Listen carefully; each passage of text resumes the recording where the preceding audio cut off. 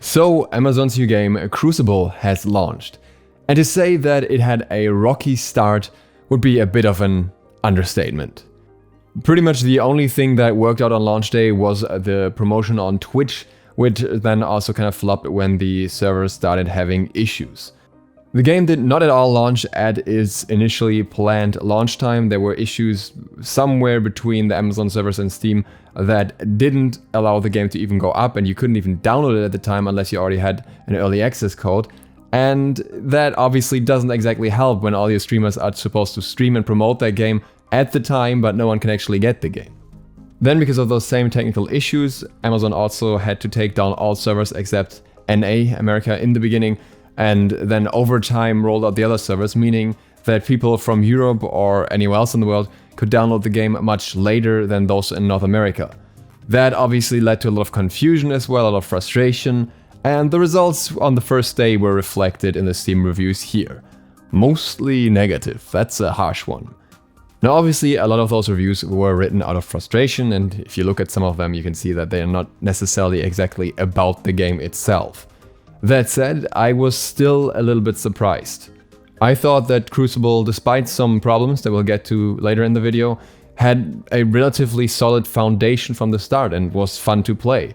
And I honestly felt a bit bad because I thought, hey, I promoted this game to a lot of people and told them that it's a good game and I enjoy it, and now a lot of people don't seem to enjoy it. And it was most certainly not my intent to mislead anyone. I was mostly just surprised how the perception of the game itself could be so different.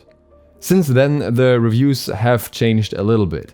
If you look at the reviews now, they are mixed overall, and if you specifically look at those who have played over 2 hours, which I would argue is possibly something that is necessary to understand the game, then 71% of the players that played the game actually liked the game, and the reviews are mostly positive. Now you can argue here that people who don't like the game wouldn't even play it 2 hours, and that is fair enough, so possibly that's why the reviews are so mixed, but maybe there's also just still a portion of those initial reviews that were mostly angry about the servers not working properly. In order to determine that a little bit better, I made my own poll on Twitter just to see how the reaction was there. Question was, if you have played Crucible already, did you like it, not like it, or have no strong feelings? Excluding the votes who only wanted to see the results, we had a total of 150 votes.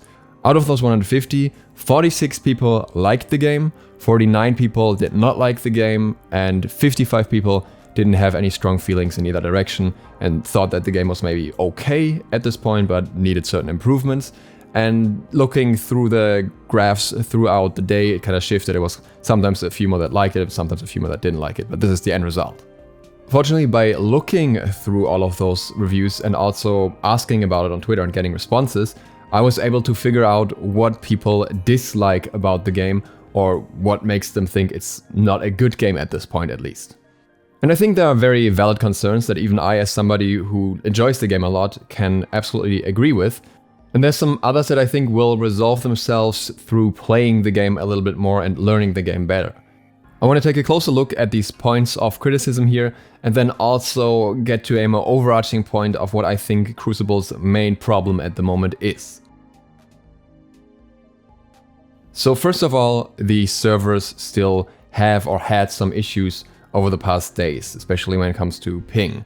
In that regard, I think it's very unfortunate that there is no in-game ping counter to know if you're on the right server at least.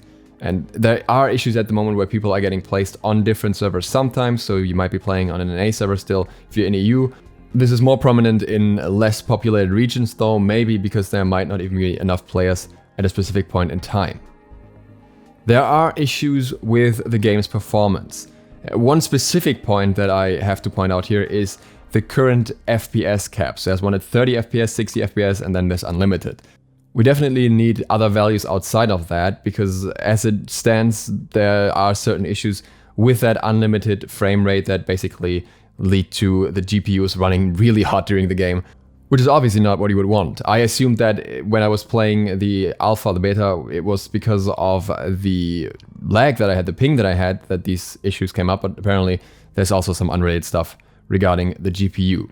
This is something you can at the moment change in your NVIDIA settings if this is a major issue for you, but that's something that definitely should be improved in game, along with some other things regarding the game performance. It's definitely not in the perfect state yet. That said, I also don't think it's in as a horrible state as some people like to paint it. Looking at two other relatively recent titles that I played, Borderlands 3 and Fallout 76, both of those titles were significantly worse in their initial performance. So it's definitely not the best, but also definitely not the worst. The next point is the minimap, or rather the lack of one. This is a feedback that a lot of players have at the moment. They think this game should absolutely have a minimap because tabbing onto the map is annoying. The devs initially did not want a minimap because they said it would clutter the UI too much, but I could see them changing their mind on that based on the feedback that they've gotten so far. I think especially for new players it's very important to have the minimap. Over time you learn the map a little bit more, but even then there's benefit to having a minimap aside of the map option, aside of the crouching detect option, just for a little bit more of convenience really. Ideally there would be an option to turn the minimap off as well, so everyone can do it however they prefer it. The next complaint is that the map is too large. And I do think that is true. I think when you play more you learn some better pathing and then it doesn't feel quite as large anymore, but I do think overall, in comparison to how relatively slow the characters are, the map feels very large, and the spawn points when dying near a hive feel very far away on top of the spawn timer, so I think the pacing of the game could definitely be improved a little bit there. Next point is damage feedback. Many players feel like they don't even know when exactly they are dealing damage to an enemy, and I agree with that. This is especially a problem with the melee characters where there would just be more potential for visual feedback in general, maybe enemies flinching as well, or anything that indicates that your melee landed. This could greatly be helped by having damage numbers pop up on the enemy, and I think it makes sense because the game has a long time to kill. It feels like a fight would feel in an MMO or a MOBA, and in those games you typically have damage numbers. Games without damage numbers are usually the shooters where the fights are much quicker. And on the topic of time to kill, yes, the current time to kill is high. And that is a complaint for many players, especially those coming from shooters where the time to kill is relatively low. Often the argument is that therefore the game is not skill-based. I don't see any connection between skill and time to kill because I think it's just a different type of skill. In one case it's landing that one flick headshot quickly, in the other case it's landing 3 headshots in a row and not just getting lucky with one. And it's just that some people prefer one combat style or the other. As a MOBA player, I personally feel very at home with this time to kill. And I also think that people currently overestimate the time to kill because many players don't really know how to secure kills yet. I've seen many situations where enemies can actually be burned quickly if you're playing as a team, whereas many of the enemies didn't quite figure out that they should pull me back in or save their mobility to take me down quickly, and that way I would just survive, or I would survive by using medkits mid-fight and not getting interrupted. So this feeling is partially subjective as well. Then there's the topic of character balance. And with this one, I gotta say I'm very skeptical. I hear a lot of people say that they don't think the characters are balanced, but then use characters as an example that are definitely not the strongest characters on higher levels of play. I think it's way too early to judge character balance as a whole.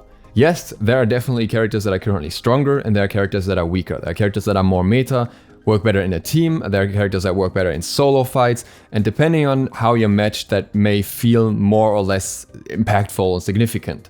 But as time goes on, people will learn the ins and outs of characters, and they will feel completely different. People will play in teams better, especially if we get more ways to do that, so a lot of that will change over time, and trying to judge balance at such an early point just because a character killed you a few times is very hard. I'm very skeptical of that, and I don't agree with many of the claims that are made in that regard.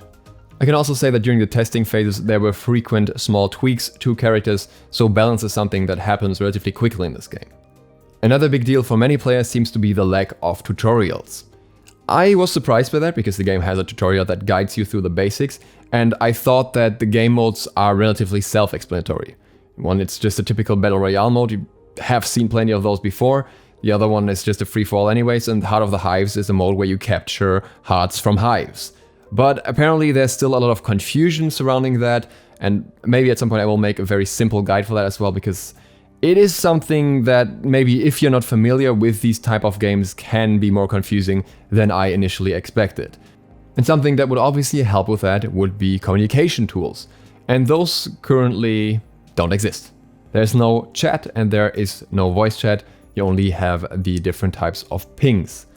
And as the second type of ping where you hold down the middle mouse button is never even explained, many people don't know about that part at all, which gives you less communication tools than you would know otherwise.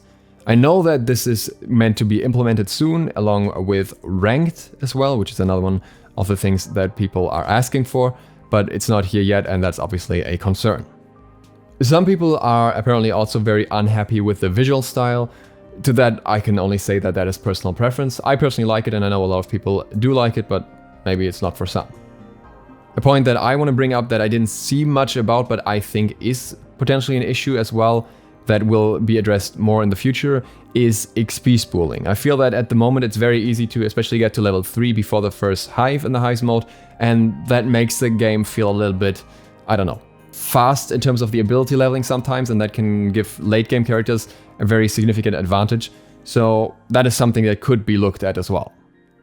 The in-game tooltips for abilities at the moment are relatively lackluster, especially since you can only see your passive for some characters when you're actually in the game or practice mode, and there's a lot of room for improvement there. There's a lot more information on the wiki, but people shouldn't have to go on the wiki to see the base level of information, I think. A quick note on the ping system as well. While I think the ping system has a few nice features, I think it should work better in terms of how context sensitive it could be. For example, if you ping a medkit, it should visually indicate on the marker as well that what you're pinging is a medkit instead of always giving you that eye thing, and I think that's something that's relatively easy to change as well. Some people are also very concerned about the long-term potential of Crucible. They think it might just be a quick cash grab for Amazon and then they move on. I don't know about that, obviously I can't make any promises here, and I definitely think that they need to update the game at a relatively quick pace. I think the game will relatively quickly need more characters, and I would advise them to shift in the direction of more melee characters there, because so far it's more towards the range style, and this game isn't necessarily as much of a shooter as some people may think initially, and maybe multiple maps would also be a great addition. So how this will actually turn out really greatly depends on the plans that the team has for this game, and at this point it's hard to say, but it's definitely a concern that should be voiced. The last concern that I saw a few times, so I wanted to briefly bring it up, is that the game has supposedly no identity. I am not sure what to say to that point. I think the game has multiple different interesting game modes, it has different characters with different playstyles, and it has clear objectives, and it puts itself in a niche between other games. I think that is its identity, that is a specific niche game. If you need more of an identity for a game, that's fair enough. I wouldn't know how exactly that would happen. I personally am fine with how it is. And that brings us to the overarching point. I have to say that I was aware of some of these issues, but many of them seemed relatively minor to me before the game was launched, because I thought I'd rather have a very solid foundation for a game that I genuinely enjoy and then see the polish come in later, because certain polish can also only happen if you have a larger amount of feedback, as the devs do have now. What I did underestimate, however, is the impact of Crucible not really marketing itself as what it is. If you see the trailers and all the early promotional material and all the info that they have about the game, then it markets itself towards the hero shooter genre. People expect this game to be Overwatch when they launch it. Maybe they even expect it to be Valorant when they launch it. And those people will be disappointed when they enter the game, because the game feels very, very different from those games and is not really in the same direction at all, in my opinion. I think Crucible would be much better off marketing itself in the MOBA direction, even though it's not strictly a MOBA in that sense, or maybe just as an action fighting game or something like that.